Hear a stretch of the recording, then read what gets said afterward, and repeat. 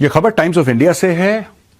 Anti Khamenei protest rage on. Iran government imposes internet blackout. Trump wants to hit very hard. Trump issued a sharp warning to Iran's leadership, threatening severe consequences if security forces use deadly force against protesters. I have let them know that if they start killing people, which they tend to do during their riots, they have lots of riots. If they do it, we are going to hit them very hard, Trump said. Or in a separate post on Truth Social earlier, Trump wrote, if Iran violently kills peaceful protesters, which is their custom, the United States of America will come to their rescue. We are locked and loaded and ready to go. अच्छा, ये थोड़ा सा 2-3 दिन पुराना वाला statement है, लेकिन जो ऊपर लिखा गया है, this is current every single day. Trump is now speaking about Iran. 5 जनवरी को, 5th of January को ये आया था USA फारसी एक तो 4th को स्टेट डिपार्टमेंट ने बोला था, ये मैं आपको बता दूं इसका बैकग्राउंड। 4 जनवरी को स्टेट डिपार्टमेंट का ट्वीट आया था, 5 जनवरी को अब ये फारसी में लिखा गया है। और फारसी में इसलिए लिखा गया है क्योंकि इनको पता है कि जो इरानियंस हैं, चाहे ईरान के अंदर हो चाहे ईरान के बाहर, वो पढ़ें इसको कि उनको यह पता लग जाए कि यूएस सोच क्या रहा है। इसमें कह रहे हैं कि president Trump is a man of action. If you didn't know, now you no. तुम्हें नहीं अगर पता था तो अब तुम्हें पता लग गया है। He is a man of action. अच्छा, ये क्यों बोल रहे हैं कि he is a man of action? और अगर आपको नहीं पता, अब आपको पता लग गया है, वाई? वेनेजुएला। ये वेनेजुएला के बाद का ट्वीट है दोस्तों, ठोक दिया। अब फारसी में लिखा है, यहां पे कहीं पे इस ट्वीट में, 5 जनवरी के ट्वीट में ईरान का नाम है, कहीं पे ईरान का नाम है, कहीं पे खमेनेई का नाम है, कहीं पे प्रोटेस्टर्स का नाम है, कहीं पे कुछ है नहीं। लेकिन इस ट्वीट ने, ये 5 जनवरी के ट्वीट ने तेहरान में हड़कंप क्यों मचा दी? क्योंकि लिखा ही फारसी में है ये। तो किसके लिए लिखा है? किसके लिए लिखा है? ईरानियों के लिए लिखा है। और बोला है कि if you didn't know, now you no. तुम्हें नहीं पता था ना, अगर तुम्हें नहीं पता था तो अब तुम्हें पता चल चुका होगा। नाउ यू नो, अब तुम्हें पता है, क्योंकि दिस कम्स आफ्टर वेनेजुएला। कहने का यह मतलब है कि जो हमने वेनेजुएला में करा था वो हम तुम्हारे साथ कर देंगे। फारसी में लिख के भेज दिया। और यहां पर डोनाल्ड ट्रंप की ब्लैक एंड व्हाइट फोटोग्राफ है और बोला कि don't play games with president Trump, खेल मत खेलो राष्ट्रपति ट्रंप के साथ। यहां पे दोस्तों अल जजीरा की रिपोर्ट है, Iran's commercial hubs became flashpoints of frustration. The protests in Iran started on a cold December day after several merchants at Tehran's Grand Bazaar along Jamhuri Avenue closed their shops in protest. They grew weary of watching the Iranian national currency, the rial, continue to plummet. It had already lost nearly half of its value over the past year, which means the merchants were losing daily and their financial loss was only increasing by the day. Years of stringent international sanctions. अब basically क्या है दोस्तों कि Iran के ऊपर ऐसे direct हमला boots on the ground तो नहीं हुआ है, right? Boots on the ground. अब हुआ क्या है कि ईरान के ऊपर जैसे मिडनाइट हैमर हो गया, राइजिंग लाइन, ये सब 2 ऑपरेशन साइमल्टेनियसली हो गए। उससे नुकसान हुआ ईरान को, नो डाउट। लेकिन वो नुकसान नहीं हुआ। क्या हुआ कि धीरे धीरे अमेरिका ने जो सैंक्शंस लगाए ईरान के ऊपर, that turned out to be some sort of a collective punishment for the people. Iran की पूरी जनसंख्या को एक साथ सजा दी है। जो गुनाह करे थे उनकी सरकार ने, खमेनेई और उसकी सरकार ने, उसकी कोटरी के गुनाह ये सब लोग भुगत रहे हैं। जो उनके गुनाह है ना, उसकी सजा जो है, अब ये सब लोग भुगत रहे हैं। अब ये जो शॉपकीपर है तेहरान में, जिसने कि भाई अपनी दुकान बंद कर दी क्योंकि कहता है कि यार हमारा तो भट्टा बैठ गया, उसने थोड़ा ना न्यूक्लियर बम बनाया। He is not responsible for his countries actions. He is a simple citizen. उसकी तो चलती भी नहीं है बेचारे, उससे पूछते भी नहीं है कि तू क्या सोचता है, तू क्या समझता है, तेरे मन में क्या है, वो तो कभी नहीं पूछा उससे। लेकिन अब ये सब लोग सड़क पे आ गए क्योंकि ये कहते हैं कि यार कि इनकी वजह से हमारा जीवन खराब हो रहा है, इनकी वजह से हमारी जिंदगी गर्क हो रही है। Now we will come down and now you know we have to do something. यहां पे President Masoud Pezeshkian, who leads the reformist administration, moved quickly to acknowledge the public's right to peaceful protest. In a notable departure from the hardline responses of previous governments, Pezeshkian has instructed the Ministry of Interior to engage directly with demonstrators and emphasized the importance of listening to citizens' concerns. मुझे लगता है बहुत ज्यादा, I think that ship has sailed, very honestly. ये Pezeshkian साहब 2-3 दिन से, 4 दिन से, 5 दिन से लगातार ये बोलते चले आ रहे हैं। मुझे लगता है कि अब वो मैटर हाथ से निकल चुका है। अब दोस्तों ये ना कि आप बैठ के दिल की 2 बातें मुझे बताएं, मैं अपने दिल की 2 बातें आपको बताऊं, मुझे लगता है चैप्टर खत्म हो चुका है ईरान में। दैट शिप हैज सेल्ड, वो खत्म हो गया। अब ये जो पेजेश्कियान साहब कह रहे हैं, आज से 10 साल पहले कहते तब बात बनती, लेकिन अब वो नहीं है। अब लोगों को ये पता लग गया है, उनके जिसको कहते हैं ना कि आपको खून लग जाता है जबान पे, मैं आपको बता रहा हूं क्यों। यह खबर हमने ली एनडीटीवी वर्ल्ड से दोस्तों। आप ये देखिए कि मैं बोल रहा था ना क्यों मुझे ऐसा लग रहा है, मुझे इसकी वजह से लग रहा है। Anti-Khamenei protests intensify in Iran. Exiled Prince Reza Pahlavi gives rallying cry. At least some of the protesters appeared to be heeding a protest call by exiled Crown Prince Reza Pahlavi, whose fatally ill father fled Iran just before the country's 1979 Islamic Revolution. Demonstrations have included cries in support of the Shah, something that could have brought a death sentence in the past, but now underlines the anger fueling the protests that began over Iran's ailing economy. एक जमाना ऐसा था 1979 के बाद, अगर आपने Shah of Iran का नाम तक लिया, सजाए मौत थी सजा। आज की तारीख में लोग घूम रहे हैं पोस्टर्स लेके, राइट? अब मुझे यह नहीं पता है कि यह पोस्टर ईरान का है, यह पोस्टर अमेरिका का है कि यूरोप का है, लेकिन ये पोस्टर आ चुके हैं, ठीक है ना? I am not saying necessarily that ये ईरान का पोस्टर है, ये यूएस का भी हो सकता है, लेकिन ये लोग ईरानी हैं, ये सड़क पे आ चुके हैं। एक और बात मैं आपको बताता हूं। Pahlavi had called for demonstrations at 8 p.m. local time on Thursday and Friday. When the clock struck, neighborhoods across Tehran erupted in chanting, witnesses said. अब ये देखिए, इसका मतलब ये जो बंदा है जिसके फादर 1979 में भाग खड़े हुए थे ईरान से, क्योंकि वहां पे मौलवी मौलाना लोग आ गए थे, मारकाट मचाना शुरू कर दिया था, जिसको इस्लामिक रेवोल्यूशन बोलते हैं। तो इसके फादर राजा थे, वहां के शाह थे ईरान के। हिज फैमिली रन अवे, ये उनका बेटा है, क्राउन प्रिंस है। अब दोस्तों इसने क्या बोला कि थर्सडे यानी कि कल, कल 8 बजे शाम को आप अपने घरों से निकलिए। इसने एक रैलिंग कराई दी और एक्चुअली लोगों ने फॉलो करा दोस्तों। पूरा जमावड़ा, पूरी भीड़ घर से निकली, हजारों लाखों की तादाद में लोग निकले और पूरे तेहरान को इन्होंने ब्लॉक कर दिया एक आदमी की आवाज में। और जो चांट्स थे वहां पे, जो नारे दिए गए थे, डेथ टू द डिक्टेटर। ये किसके लिए बोल रहे हैं डिक्टेटर? ये खमेनाई को बोल रहे हैं। Death to the Islamic republic, Islamic republic मुर्दाबाद, खमेनाई मुर्दाबाद, जो डिक्टेटर है वो मुर्दाबाद। Others praise the shah shouting, this is the last battle, Pahlavi will return. ये आखिरी लड़ाई है, जान लगा दो इसमें, पूरी हिम्मत लगा दो, पहलावी वापस आएगा। Thousands could be seen on the streets before all communication of Iran cut out. तो हजारों लोग सड़क पे आ चुके थे, उसके बाद इंटरनेट कट, क्योंकि जाहिर सी बात है फिर लोग डर गए कि यार अब तो गड़बड़ हो जाएगी। Iranians demanded their freedom tonight. In response, the regime in Iran has cut all lines of communication, Pahlavi said. It has shut down the internet, it has cut landlines, it may even attempt to jam satellite signals.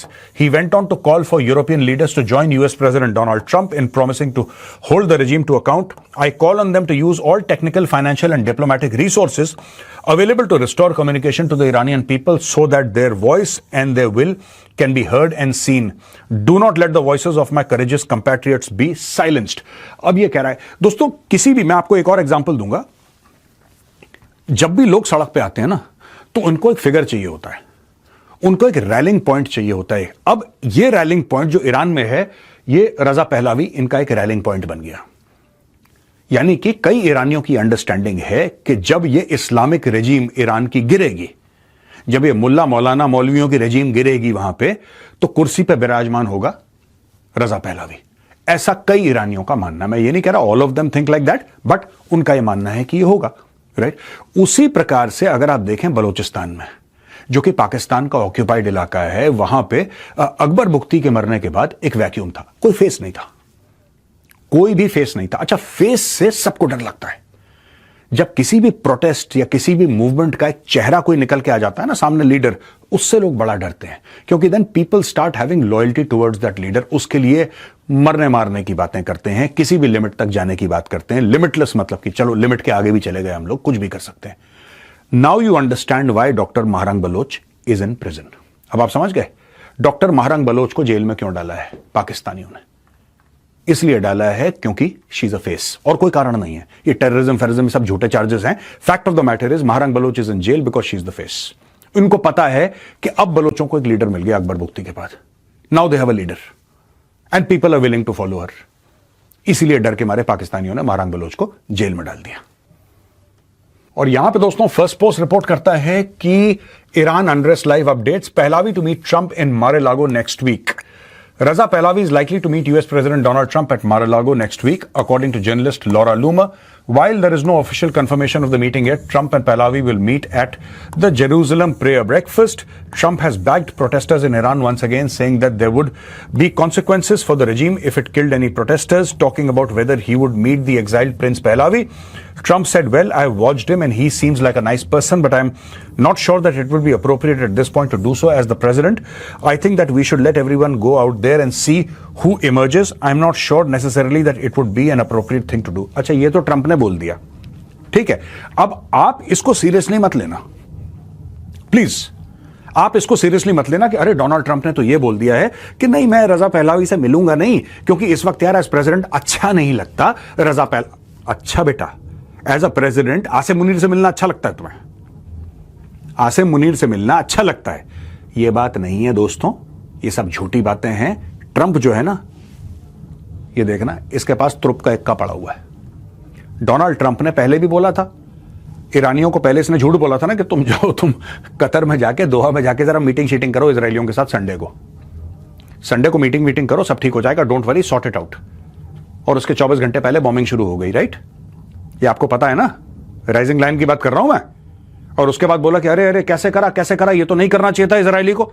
जब ये बोल रहे थे, Americans बोल रहे थे और ईरानियों को लग रहा था कि हां यार कुछ तो कंट्रोल करेंगे अमेरिकन्स, तब तक पता लगा कि अमेरिकन B-2 बॉम्बर्स आए और वहां पे तबाही मचा दी ईरान के अंदर। आप हर समय ये देखना, ट्रंप कहता कुछ है, करता कुछ है।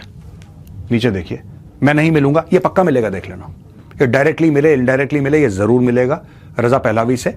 और सिंपल सी बात है, अमेरिका का क्या इंटरेस्ट है? अमेरिका को कोई लेना देना नहीं है कि प्रोटेस्टर्स को मार रहा है नहीं मार रहा, कोई लेना देना नहीं है अमेरिका को। अमेरिका को कोई मतलब नहीं है। मैं आपको बताता हूं, 90% ईरान का तेल चाइना को जाता है, समझ गए?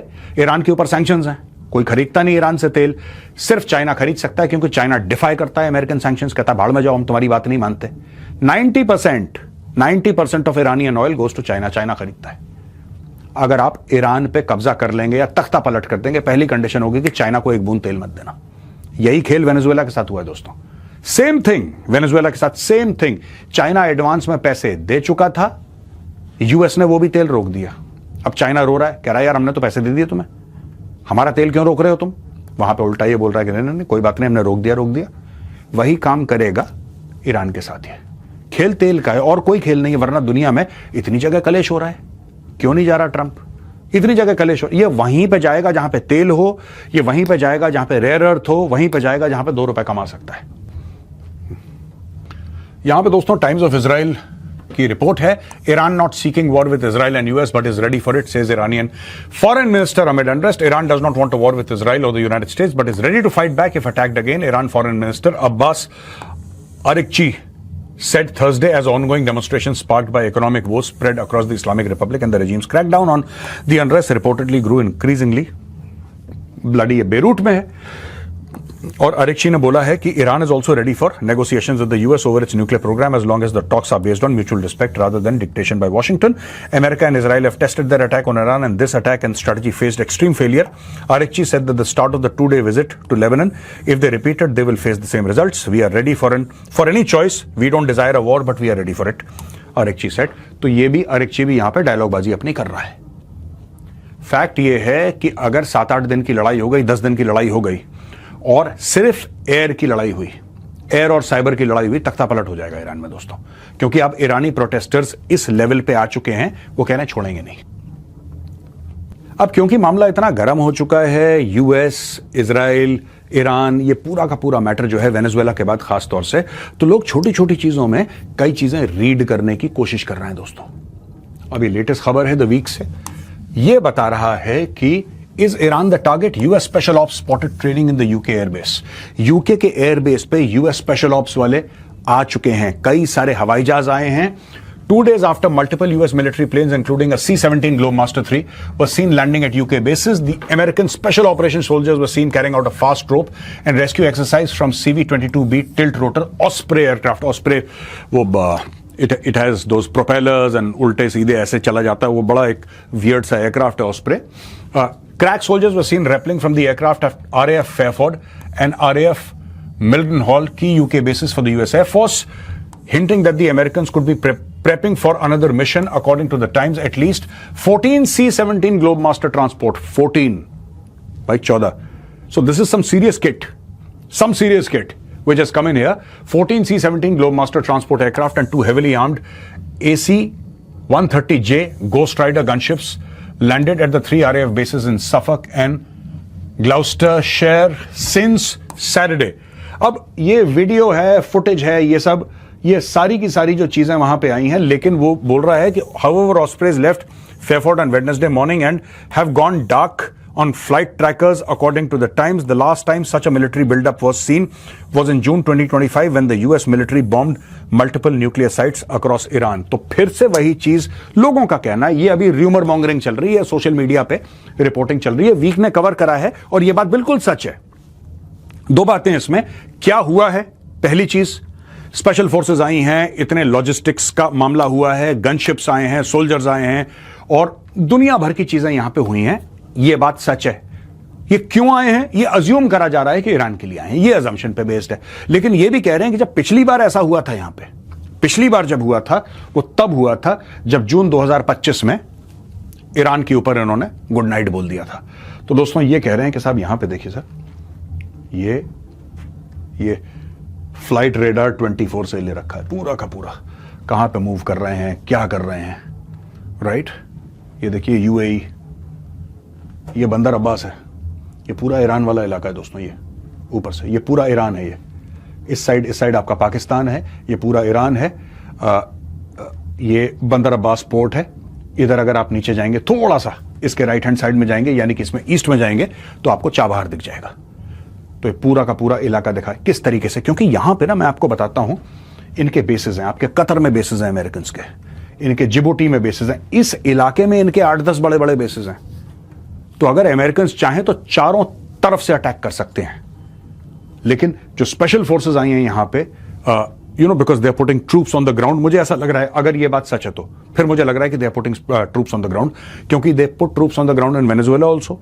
डेल्टा फोर्स गई थी, हो सकता है यहां पे कुछ और मामला हो। We don't know for now, but this is what it seems like.